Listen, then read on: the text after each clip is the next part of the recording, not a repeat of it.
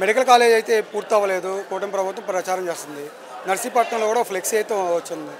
దళితులకి అన్యాయం చేసిన వ్యక్తి మెడికల్ కాలేజీ పూర్తి చేస్తారని, అంటే దళిత డాక్టర్ని హతమార్చిన వ్యక్తి మెడికల్ కాలేజీని ఎలా పూర్తి చేస్తారనేది ఒక ఫ్లెక్సీ అనేది నర్సీపట్నం వెలిసింది. దీనిపై మీ అభిప్రాయం? దాని మీద అభిప్రాయం కంటే మన స్పీకర్ గారు అయ్యన్న పాత్రుడు గారు ఒక సవాల్ విసిరారు. ఏంటి అని అంటే అసలు ఇక్కడ కాలేజే లేదు, ఇక్కడ జీవోనే లేదు అని. ఇప్పుడు మీ వీడియో ద్వారా చూపిస్తున్నాను. దీన్ని మరి కాలేజ్ అంటారా లేకపోతే ఇంకేమంటారు? ఒకసారి మీరు కూడా విజువల్స్ చూపించండి. ఎంత నిసిగ్గుగా ఆయన ఇవాళ సవాల్ విసిరారు అని అంటే ఆ సవాల్కి సమాధానం చెప్పే విధంగా ఇప్పుడు మీరు పులివెందుల ఎమ్మెల్యే అన్నారు కదా, ఇప్పుడు పులివెందుల పులి దిగుతుంది 11 గంటలకి. ఇక్కడికి వచ్చేసరికి 2:30 అవుతుంది.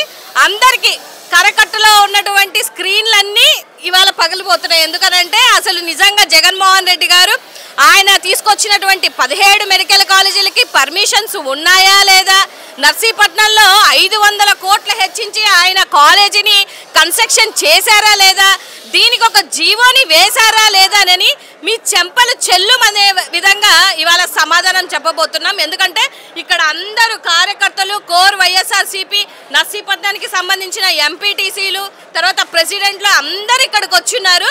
అసలు కాలేజే లేదన్నారు కదా, మరి దీన్ని ఏమంటారు? మీ పచ్చ మీడియాలలో, మీ పచ్చ ఛానళ్ళకి, మీ పచ్చ ఎమ్మెల్యేలకి, మంత్రులకి, హోమ్ మినిస్టర్ అనిత గారు అన్నారు కదా ఇక్కడికి వచ్చి బీపీ చెక్ చేసుకోమని. ఇప్పుడు మీరు బీపీలు చెక్ చేసుకోండి, కాలేజ్ ఉందా లేదా అనేది ఇప్పుడు మీకు క్లారిటీగా కనిపిస్తుంది. అంటే ఓన్లీ ఫౌండేషన్ మాత్రమే వేశారు కానీ పూర్తి చేయలేదు. ఎటువంటి నిధులు లేవు.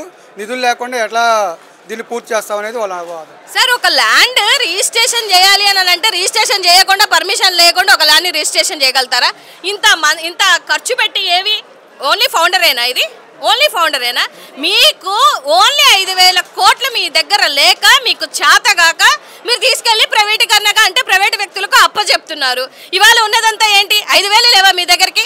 మీరు, మీ కొడుకు, మీ డిప్యూటీ సీఎం పెద్ద పెద్ద హెలికాప్టర్లు వేసుకొని తిరగడానికి మీకు డబ్బులు ఉన్నాయి కానీ, లేకపోతే నారావారి నకిలీ మద్యం తయారు చేసి దాని మీద కోట్లు మీ ఖజానాలు నింపుకోవడానికి డబ్బులు ఉన్నాయి కానీ, ఒక పేద విద్యార్థికి, మధ్యతరగతి విద్యార్థులకి అందరినీ ద్రాక్షావలే ఇవాళ మెడికల్ చదువులు ఉండాలని మీరు చేస్తున్నటువంటి ఏదైతే ఈ ఉదంతం ఉందో డెఫినెట్గా రాష్ట్రంలో ఉన్నటువంటి ప్రజలు, విద్యార్థులు అందరూ గమనిస్తారు.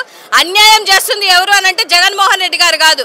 ఆయన సింగిల్గా 2 సంవత్సరాలు కరోనా వచ్చినా కానీ 3 సంవత్సరాల్లో ఆయన చేసినటువంటి డెవలప్మెంట్ లేదు అని మీ మాట్లాడుతున్నటువంటి చేతగాని మాటలకి ఇవాళ డెఫినెట్గా జగన్మోహన్ రెడ్డి గారు వస్తారు, మీ అందరికీ సమాధానాలు చెప్తారు.